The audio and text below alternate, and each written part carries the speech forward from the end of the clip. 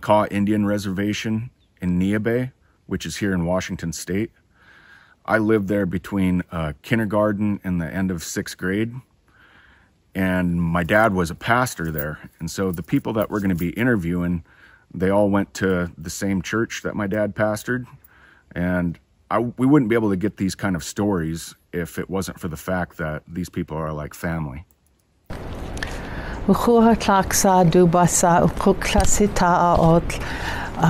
Uchus kuditcha aksups iachat dia ish babuyak sik iach iap quabatois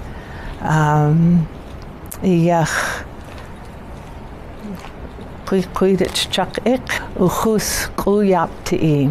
So I'm just saying hi to all of you, and my name is Maria Parker Pasqua. My native name is Hita'aot. And I'm from the Makah tribe, and I live here in Nia Bay. I work at the Makah Cultural and Research Center in the Makah language program. And I was just going to talk about a story we have here. There's probably quite a few tzatzawaksil stories. So we call Bigfoot or Sasquatch, we call them tzatzawaksil, and it means one eye. And it probably has to do with a long time ago, one of them either had an eye, and it's not like a cyclops, but just, something where the eye was out, and so they just called him one eye, and then they started calling all Sasquatch tzatzawaksil, which is one eye.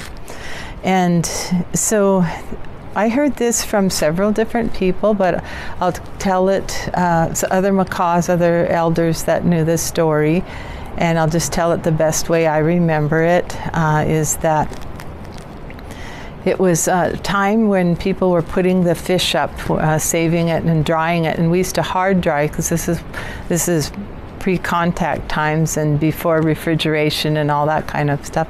And so how we did things is we smoked fish, and it's called hard smoke, so it's not like kippered salmon, and it's harder, and then you can reconstitute it, or you can heat it up and it will start getting oil in it again, and edible. And so they were putting up fish for winter use, and they had a system. You had to keep the fire going for several days to do hard smoke, and so different than kippering, which is just a few hours. But you had to watch the fire, not let it go out, and it was done in bulk. So a lot of fish were put up at once. And they had rows of fish hanging in this smokehouse on the side there by the longhouses, and they had the fish up in the racks, and it was different people had different time they were going to go in and make sure that the fire is still going, put some more wood on. And so somewhere in the middle of the night, the person whose job it was to add some more wood, he put some wood on the fire, and it sparked up more. And he noticed when he was looking at the rows of fish, they weren't on racks, they were hung up like filleted out and like this in rows. And he looked up, and there was partial row that was missing. And he said, "What's going on?" And he right away he went and let someone know, and he said, someone took fish. It didn't fall on the ground. There's several missing from this one row. And the people were really surprised. They talked about it the next morning and said, that's really bad, because for us here we have teachings, and just like stealing, we didn't have locked houses, and people had even on their implements, like if it was a spear or like sealskin floats for a whaler, they had markings on them, so each family or the person who owned it would be able to tell whose it was. And if someone stole, it was just they were just looked down on and made to feel shame, because it wasn't theirs, and they didn't know who did it. They thought, who would do this? Who would take food? And so then they decided, well, we better have someone stay up tonight and watch, like have a watchman out, because maybe it's someone from somewhere else, or someone's coming in and just taking some of our food. So we'll have someone watch tonight. And so when it got dark and everyone was going to bed, there was one man he stayed sat kind of out of the way, but he was where he could see the smokehouse. And he waited and waited and waited, and then all of a sudden there was a whole group of tsatsauks, a family of them. They came into view, and the thing is, he didn't even hear them, because they can be very stealth in the woods and move without hearing them. And they were quiet, and it's like they just emerged. And he said he kind of was worried because they're huge, and he looked and he thought, oh, what's going to happen? And he was watching, and they didn't, even though they're very strong, they didn't pull at anything, or they just opened the doors, could move like this. You could have one on a hinge and move like that, or in the summer you could just have like a mat hanging on the doorway. But they just moved it, and they went in and they got some fish again, and they left just as fast as they came. And so he reported in what was going on, and so they said, well, we're going to have to lock that. We can't have them going in there. And so the next night some of the guys, some of the really strong guys, they were inside, and they put a wood piece or something through where the door was locked, and they climbed up, back up, like through the roof. We didn't have like a chimney, like you just had roof boards and rocks on top of those, but they were all movable in our longhouses, because sometimes 3 or 4 families would live in a longhouse, and each had a fire in their area of the longhouse, and you would just take a long pole and move the board over where your fire was, and there'd be 3 or 4 fires going in a longhouse, and the smoke would then go up, through the hole. Well, this just had one central fire because it was smoking the fish. And so anyway, he had a way, he climbed up, maybe he used his pole or something, but they got out of there. And then they said, we need someone to stay up tonight too and watch. But no one wanted to challenge them. They were big, and it was a group of them. And so when they were watching, this family of tsatsauks showed up again, and they saw the door was had something blocking it, where they didn't want to open it. They didn't want to destroy it either. They could have easily, but they were very quiet. And what they did is they told the little one, they made him know they want him to go up to the top. And they lifted him up, and they were just so tall, they just lifted him up, and he hopped on the roof, on those roof boards, and told him to go down and throw up some of the dried fish, throw it out the smoke hole to them. And then one of them was going to help him out. So he got in there, and you could see him throwing some of the fish, the dried fish out, and by now it was harder and drier, and they were getting a load that they wanted. And then one of the other larger tsatsauks went up, and their arms are long. They just reached down, he grabbed it, they pulled the little guy out, and then they went off again. And this guy's watching, but he's not going to do anything, because, he's outnumbered, and he didn't know, they're wild, didn't know what they would do to him. So he just reported back. He said it's a group of them, and they have a small one, and they just told him what to do, and they put him on top, and he went into the longhouse, or into the smokehouse, and he threw some of the fish up for them to catch. And then they reached down and got him. And so the people were talking and talking, what are we going to do? That's our winter supply, and we have to do something. And there was one really old man in the group that he stood up and said something. He said, he says, I think He said, I think we'll stay up tonight. He said, and when they come, he says, we'll capture that small one. He said, we'll do this. He said, some of our strongest guys, you're going to have to sleep in there in the smokehouse. It'll be really smoky, but it will also make your scent go away, because the other thing about Sasquatch is they have real keen ability to smell things. And so he wanted them, you're just going to have to lay low in there till they come. And he says, and you're going to hold that young one, and I don't know what they'll do, but I'm going to try to talk to them. He says, I'm going to try to talk to them. And everyone just agreed with the old man. They respected him and said, we've got to do something. So that night they set up again, and they watched. They had someone, you know, kind of around the corner of one of the houses, but watching.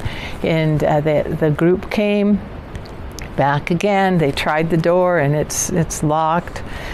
And so they put the little one up and told him to go get some more of the dried fish. And when he got down through the smoke hole, and he must have swung because the fire is right there, so you'd have to, you know, you'd have to miss it. And he was surprised, because here a couple men came out at the young one, and even the young one was very strong, and they grabbed his arms and they just held him, and he started squealing around in there and making noise. And then the family of Sasquatch, they were getting worried too. What's going on? So did he get hurt? What happened? And it seemed kind of unpredictable what they were going to do, but the old man comes out and he addresses them, and he says to them, and he talked very like in a kind manner to them, but he told them, he said, we need this fish for winter.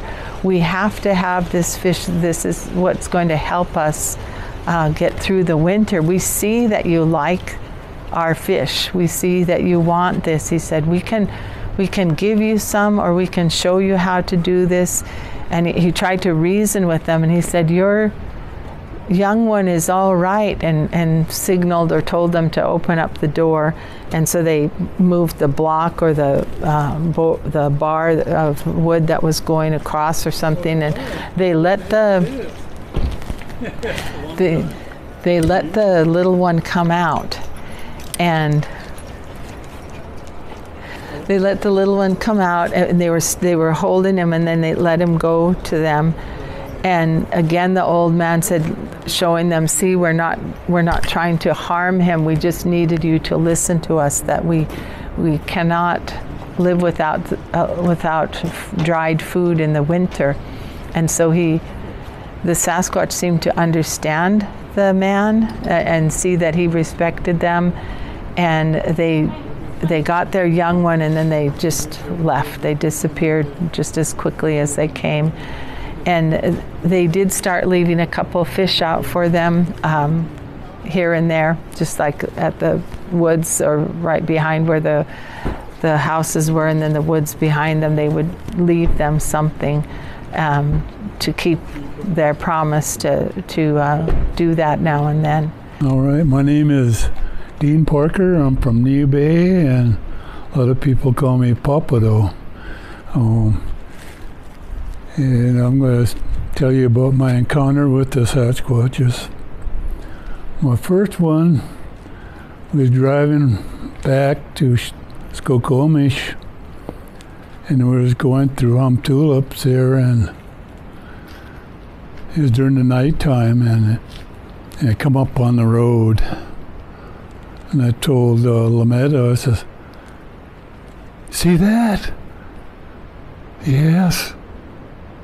You know what that is? Yes. It's a Sasquatch, and it took about 3 steps across the road and is gone. So that was my first encounter. My second one was had me pretty scared, but I held my wits. I was, what happened is I was hitchhiking back home from Skokomish. I was going through the canal again. And I was on the road. I was getting little short rides here and there through the canal, and here comes the nighttime. and it got dark. And no traffic on the road.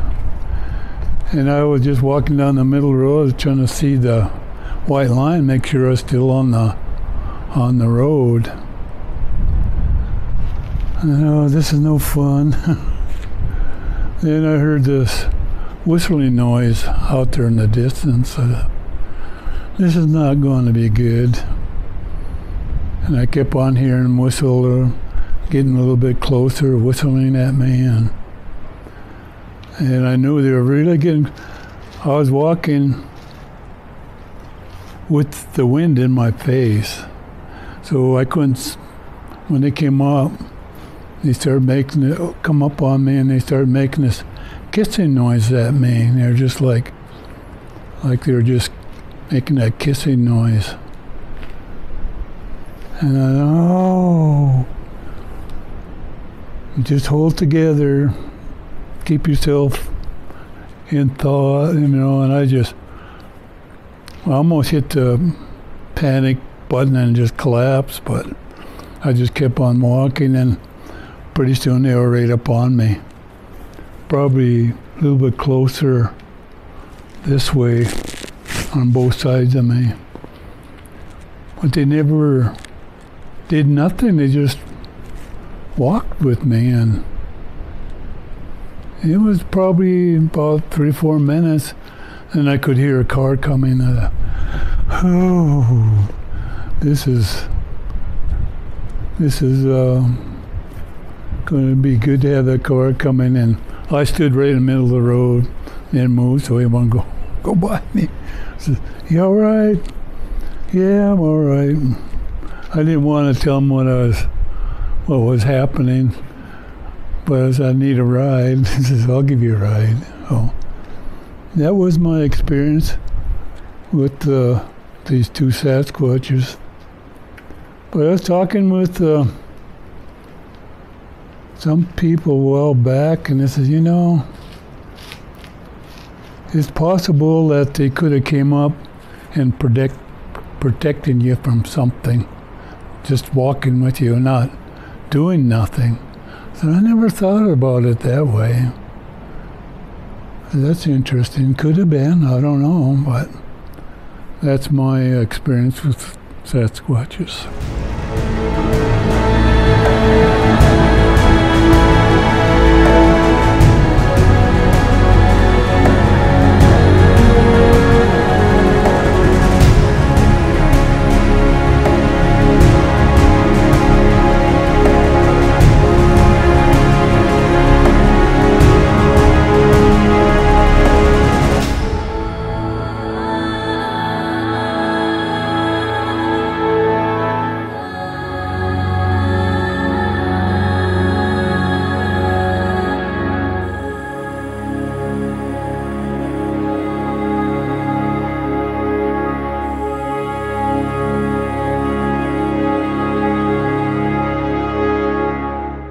Hello, my name is Andy Pasqua.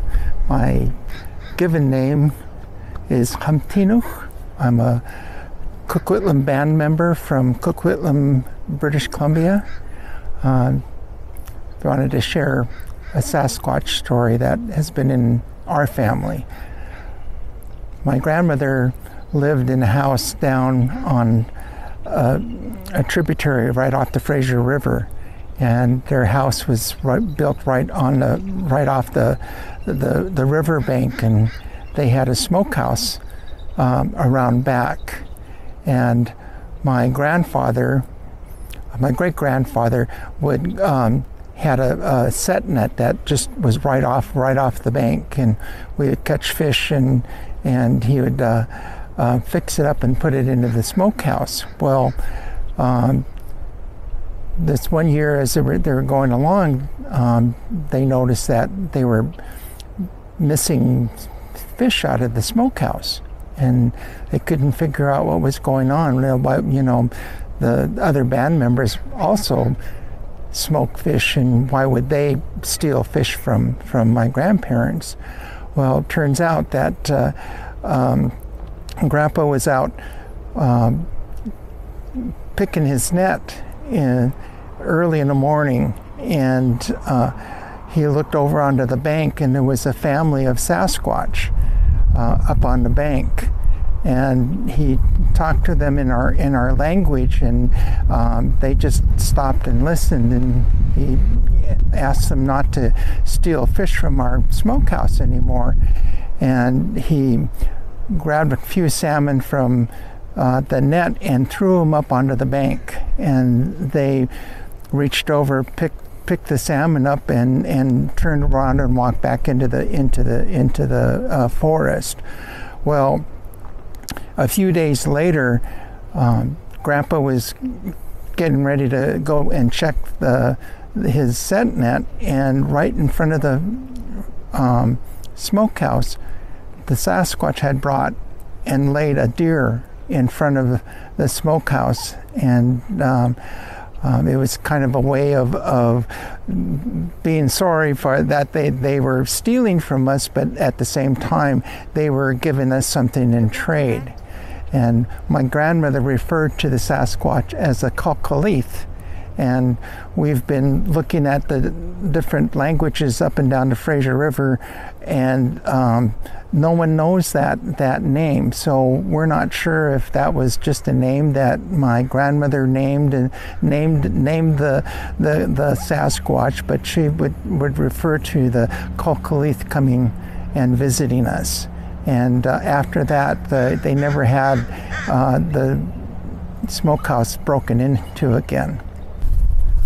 Another story that I heard growing up is, my grandmother always talked about the Kalkalith, and so it wasn't a fable to us. We grew up hearing about the Sasquatch, and one of the things that she told us as little kids is that if we ran into one, usually they were sightings were like after the sun went down, but that they had red eyes, or the ones that are in lower British Columbia are more of a red colored coat, and their eyes are red. And she said if we ever came up on one, not to run, but also not to look them straight in the eyes, because they could hypnotize you, and you wouldn't be able to move or do anything. So she said, don't, always look away, don't look them directly in the eyes. So but that's what we grew up learning about. Then my mom told me a story that when she was a young girl, she must have been maybe maybe in her early teens, that the family would go up into the low hills and pick berries, and they would just fill their baskets and come down and dry them and so forth. But one time they were up picking berries, and one of her cousins was just down the hill from her, and a Sasquatch came from below them out of the bushes, grabbed her, put her under his arm, and bounded up the mountain. And they were just like boom, boom, and he was gone. And they could hear her cousin screaming until her voice just faded, and they never did find her after that. So the Sasquatch grabbed one of my mom's cousins and took her to their home or whatever. So we have a great respect for the Sasquatch, and we kind of joke around saying that the Sasquatches are our cousins because of this one cousin that was taken by them. Yeah, that morning time when there's no wind going, you can just see this whole river just rippled. Well, my story was when I encountered him, lights were out, I was gonna go get gas for the generator. Took off, I don't know, it must have been 10 o'clock. I took off from here, and there's a four-way stop about a half mile or so up here. Came to it. Didn't even stop because I seen this shadow thing, whatever it was. I don't know what it was, but it was huge and it just went shoom. I said, nope, turn left. I don't know what I seen, but that's what I encountered out here. That and Uncle Bill was out here one night. He drove by and he just stopped on the bridge, and there was one checking his net. So he said when he stopped off the bridge.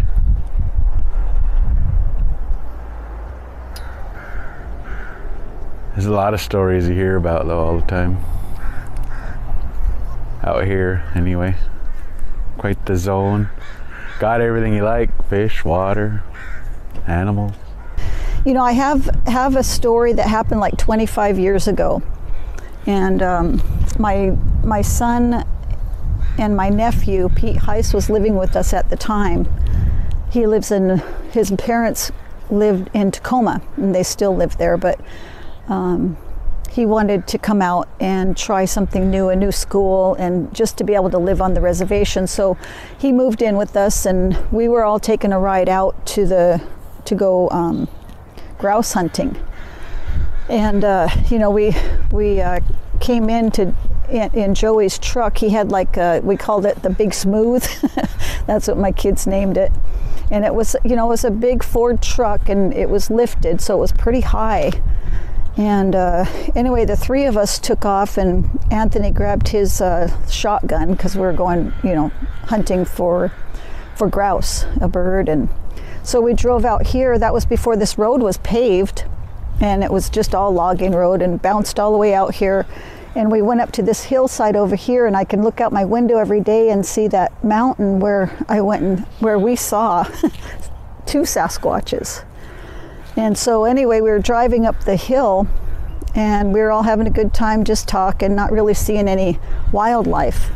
So anyway, we were just having a good time, and all of a sudden we were going around the corner up the hill. There's a big hill you go up, and then a couple curves like that. We went around, and just as I rounded one corner and ready to go, you know, another corner, there was one standing, like, you know, standing upright facing us. And then the other one was like in a 3-point stance, knelt down in front of the other Sasquatch. So there were 2 of them there. And, you know, I just slammed on the brakes. I mean, we were probably in the truck from here to where Michael's at right now. I don't know how the distance, I'm never very good on telling how far that would be. Probably about 30 feet. Yeah. But yeah, like me looking at John, that's what he was doing. He was staring eye to eye, the one standing, having eye contact with me. And I didn't know what was going on. I freaked out. And the boys, they looked at him as well, and it was like we could not believe this, because this one was just staring at me. And it didn't. It had long hair, but you could see the face. And so anyway, you know, the first thing that came to my mind is, let's get out of here. So I put the truck in reverse, and as I was looking back, you know, trying to get us down this big steep hill and around the corners as fast as I could, because there was nowhere to turn around.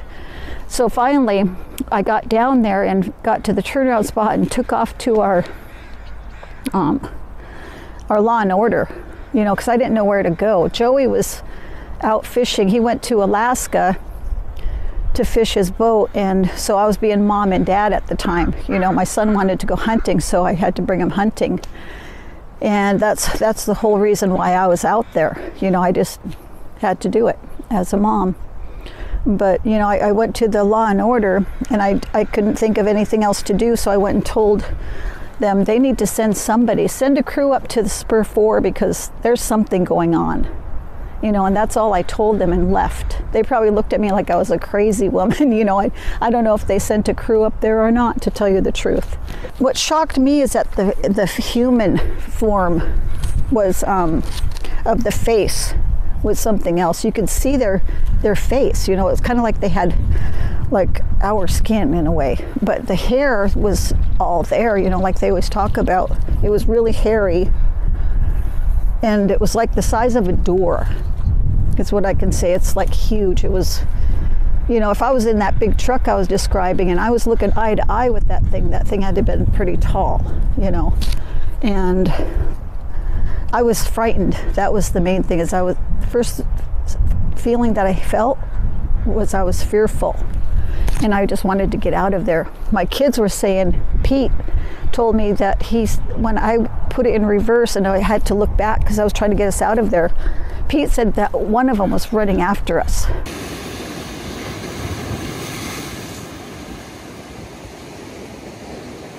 But you know, there's just so many stories about them, native stories, you know, and you think about, why did he reveal himself to me? You know, is there something to that? I don't know. And it is something that is a quest, and I'm glad you guys are doing this, because I think that it is something that we need to look into more.